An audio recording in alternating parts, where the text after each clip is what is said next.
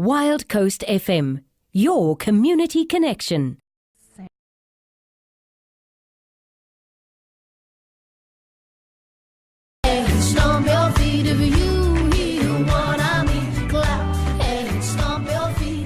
Freshly ground with Doobie Doo. And with that, it is right now time for Sandy Sizzles. Hi, Aunt Sandy, how are you? I'm very well. So nice to have you back in the studio again, my girl. Very nice. Glad to be here I've really too. missed it.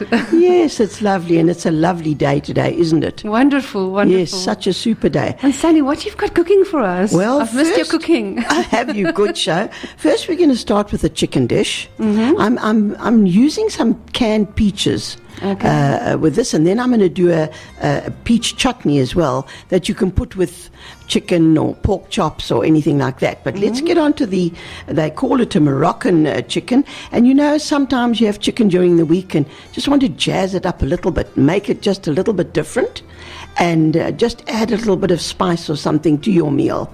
And this is so easy to do.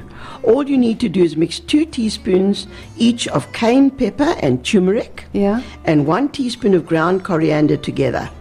Then dust 1 packet, about 8 pieces of chicken, with spice mix and season it with salt.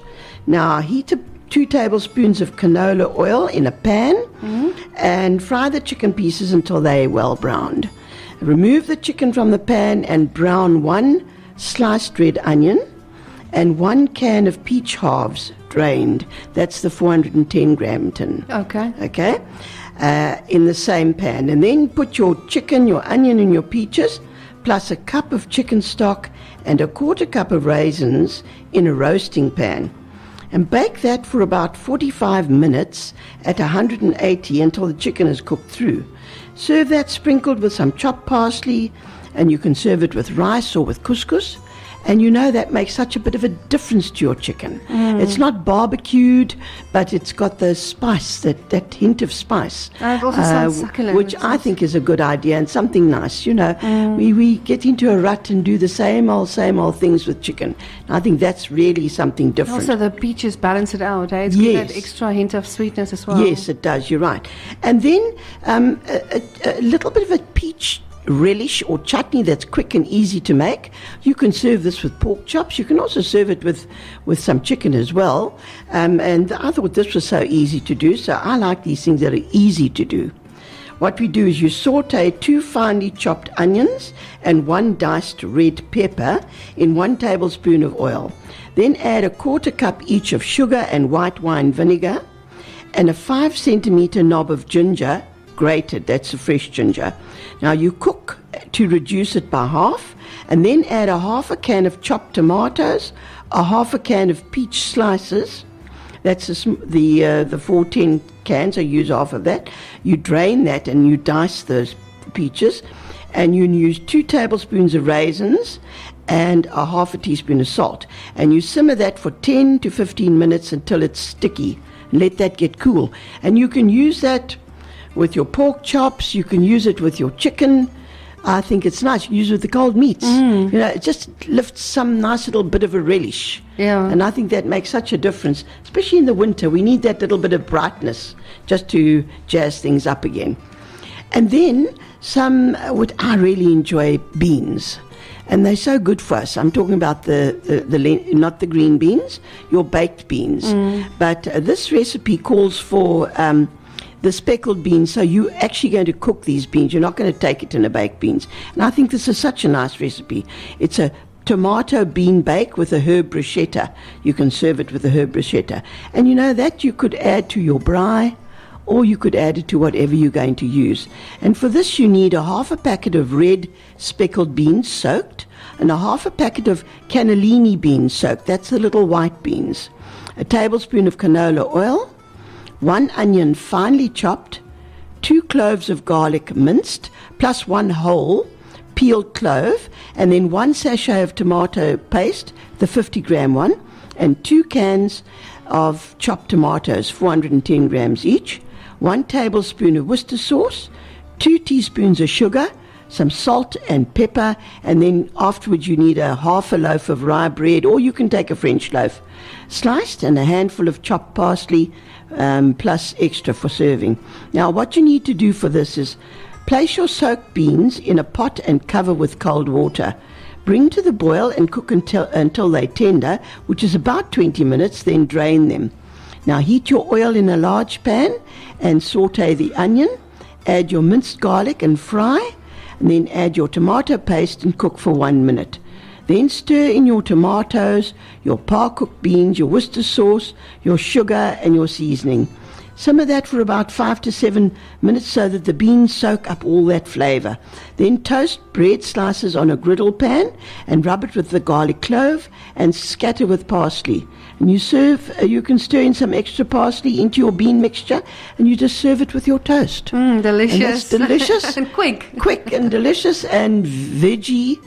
It's a kind of a veggie type thing, so Definitely. you could have it like that, or add it, as I say, if you want to your braai or whatever. Sounds delicious. Good ideas. Very. Andy, you said that we're talking about fermented food. Tell me more Yes, about that. it's very popular at the moment. It's the in thing, actually. And, they're a great source of probiotics, which is very good for your stomach and things like that. And they're making sauerkraut and pickled cucumbers and beetroot and kimchi. I've never made kimchi, but I know that it's very popular. And it's really very good. You don't actually cook the vegetable. What you do is you're taking the raw vegetable and you're pickling it. Okay. And it's really, very good. And I've got one here for pickled beetroot, and a lot of people are fond of beetroot. And I thought, let's talk about that one. So that's quite easy to do. This is easy. For this, you need 4 large peeled beetroot. You can grate it or you can dice it. I find it's nicer to do on the rough grate. It's quite thickly grated. 1 onion sliced, and then you need a sprinkling of coarse salt.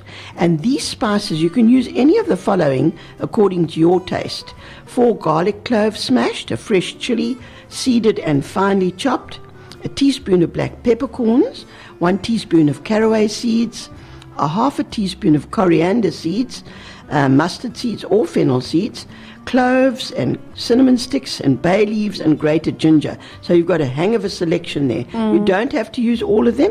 Use what you like. And then your brine, of course, is coarse salt flakes and water. And now what you do is you mix that beetroot and onion with a sprinkling of salt, and you put it in a sterilized glass jar. Important to use glass with your choice of spices. You need enough brine to cover the pickled ingredients. So the ratio for the brine solution is 1 tablespoon of salt to every cup of water. And you must stir that vigorously until the salt dissolves. Then pour over the beetroot mixture until it's completely submerged. And you ferment that at room temperature. So you don't put it in the fridge for 3 to 21 days. And you top it up with brine if necessary. When satisfied with the taste, then put it in the fridge to stop the fermentation process. And you can pickle almost any vegetable using this brine.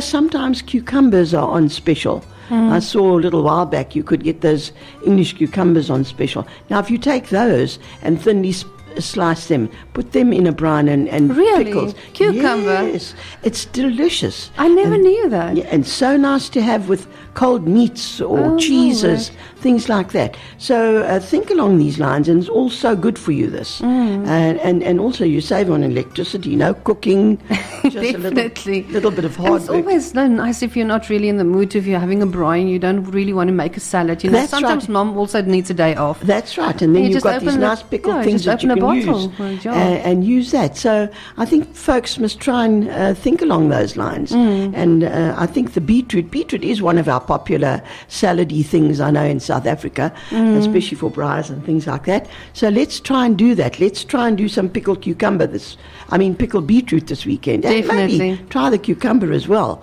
and of course cabbage also does very well like Well, that. I know what I'm doing tonight. But anyway, folks, I hope that everybody has a good week and a good weekend coming up. And Talita, I look forward to seeing you again next Tuesday. Definitely. And to I'll be chatting right to here. everybody on the air.